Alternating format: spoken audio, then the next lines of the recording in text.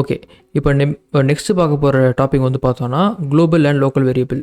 So நம்ம already வந்து வேரியபிள்ன்ற concept பற்றி பார்த்துருப்போம். பட் அதில் வந்து நான் வந்து இன்டெப்த்தாக போகல. So like global and local variable பற்றிலாம் வந்து பேசலை. ஸோ அப்போ வந்து ரொம்ப சிம்பிளாக ஸ்டார்டிங்லேயே இவ்வளோ டிப்பாக போக வேணான்றதுக்காக நான் சொன்னேன். பட் ஆனால் இது வந்து ரொம்ப சிம்பிள் கான்செப்ட் தான்.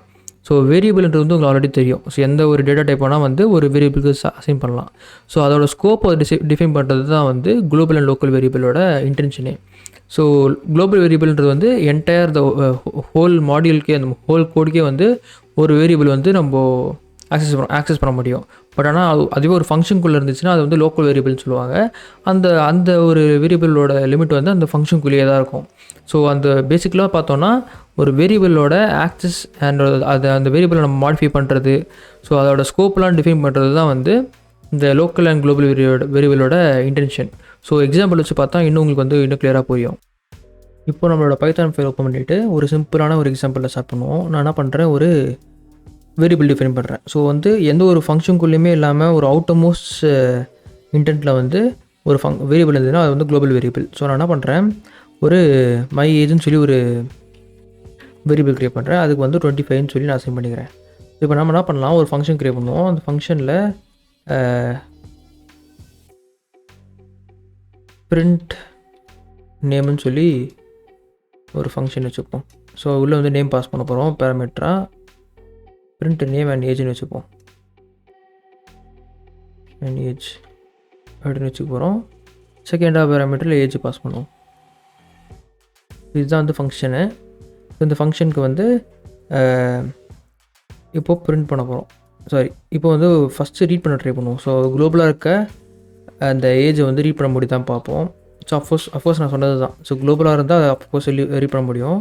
ஆல்சோ நம்ம என்ன பண்ணுறோம், ஒரு லோக்கல் வேரியபிளும் க்ரியேட் பண்ணுவோம். ஸோ மை நேம் அப்படின்னு சொல்லி அது ரஞ்சித்னு சொல்லி ஸ்ட்ரிங்குள்ளே போட்டுருவோம்.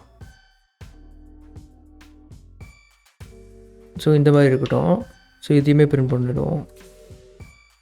இப்போதைக்கு நம்ம ஒரு பேராமீட்டரில் பாஸ் பண்ணுற எந்த ரெண்டு பேராமீட்டருமே யூஸ் பண்ணல. நேம் ஏஜ்ன்றதை பேராமீட்டரில் பாஸ் பண்ணுறதுல எதுவும் யூஸ் பண்ணல. ஸோ இப்போதைக்கு அது அப்படியே இருக்கட்டும். இப்போ நம்ம என்ன பண்ணுவோம், பிரிண்ட்டும் போட்டுட்டு சும்மா 2 பேராமீட்டரை பாஸ் பண்ணி விடுவோம். ஸோ இப்போ பிரிண்ட் பண்ணோன்னா 1ன்னு பிரிண்ட் ஆகுது. ஃபஸ்ட்டு ஏன் பிரிண்ட் ஆகலைன்னா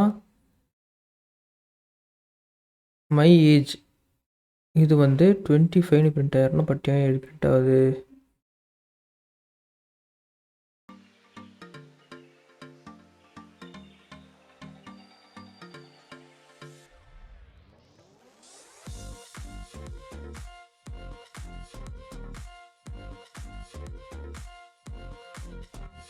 okay sorry, print name and ஏஜ்னு போட்டிருக்கணும். சில பார்த்தோன்னா 25ன்னு பிரிண்ட் ஆகுது. அதுக்கப்புறம் ரஞ்சித்னு பிரிண்ட் ஆகுது. இப்போ நம்ம என்ன பண்ண ட்ரை பண்ணுவோம், ஸோ இந்த மை நேம்ன்ற வேரியபிளை வந்து வெளியே பிரிண்ட் பண்ண முடியும் தான் பார்ப்போம். ஸோ என்ன பண்ணுறது பார்ப்போம். ஸோ பார்த்தோன்னா நம்மளுக்கு my name is not define வருது. ஏன் பார்த்தோன்னா அது வந்து ஒரு ஃபங்க்ஷனுக்குள்ளே இருக்குது. நம்ம அதை வெளியே தான் ஆக்சஸ் பண்ண ட்ரை பண்ணுறோம். அது ஒரு லோக்கல் வேரியபிளாக இருக்கனால நம்மளோட வெளியிலேருந்து நம்ம அந்த ஒரு வேரியபிளை வந்து ஆக்சஸ் பண்ண முடியல. பட் ஆனால் அதுவே அரௌண்ட் ஒரு ஃபங்க்ஷனுக்குள்ளேருந்து நம்ம குளோபல் வேரியபிளாக இருக்க மை ஏஜ் வந்து ஆக்சஸ் பண்ண முடியுது. ஸோ இதுதான் வந்து குளோபல் வேரியபிளுக்கும் லோக்கல் வேரியபிளுக்கும் இருக்க வித்தியாசம். ஸோ இப்போ நீங்கள் திங்க் பண்ணலாம். ஸோ நம்ம என்ன பண்ணலாம், மை ஏஜை வந்து சேஞ்ச் பண்ணி விட்ருவோம். ஸோ என்ன ஏஜ் நம்ம பாஸ் பண்ணுறோமோ அதை மை ஏஜாக போட்டு விட்ருவோம். ஸோ இங்கேயும் ஏஜ் பிரிண்ட் பண்ணுவோம், மை ஏஜ்ன்றதை பிரிண்ட் பண்ணுவோம். இங்கேயும் மை ஏஜ்னு பிரிண்ட் பண்ணுவோம். இது இப்போதைக்கு நான் கமெண்ட் பண்ணிடுறேன். மற்ற எல்லா பிரிண்ட்டும் எடுத்து விட்டுறேன்.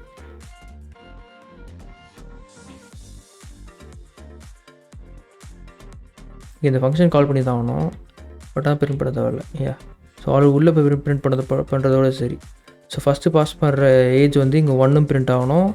அதுக்கப்புறம் இதுவும் 1ன்னே பிரிண்ட் ஆகணும். பட் ஆனால் இங்கே 1ன்னு பிரிண்ட் ஆகுதா இல்லை 25 பிரிண்ட் ஆகுதா தான் நீங்கள் பார்க்க போகிறீங்க. அதுக்கு முன்னாடி மை ஏஜ்ன்றது வந்து ஆக்சசிபிளாக இல்லை. எங்கே ஆக்சசிபிளாக இல்லை,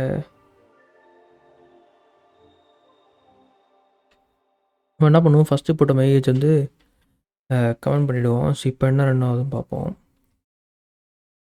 ஸோ இப்போ பார்த்தோன்னா எதுக்கு இப்படி பண்ணுதுன்னா, நம்ம வந்து ஆல்ரெடி லோக்கல் வேரியபிள் டிஃபைன் பண்ணியிருக்கோம். ஸோ டிஃபைன் பண்ணுறதுக்கு முன்னாடி அதை ரீட் பண்ண ட்ரை பண்ணுறதுனால தான் இந்த இஷ்யூ வருதுன்னு நினைக்கிறேன்.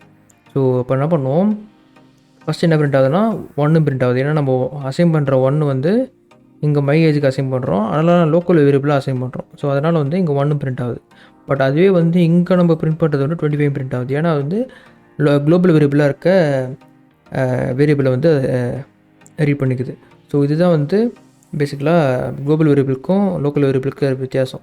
ஸோ அகெயின் இப்போ நீங்கள் வந்து இப்போது ஒரு ஃபங்க்ஷனுக்குள்ளேருந்து இந்த குளோபல் வேரியபிளை வந்து சேஞ்ச் பண்ணோம் அப்படின்னு நினச்சோன்னா அப்போ என்ன பண்ணுறதுன்னு பார்ப்போம்.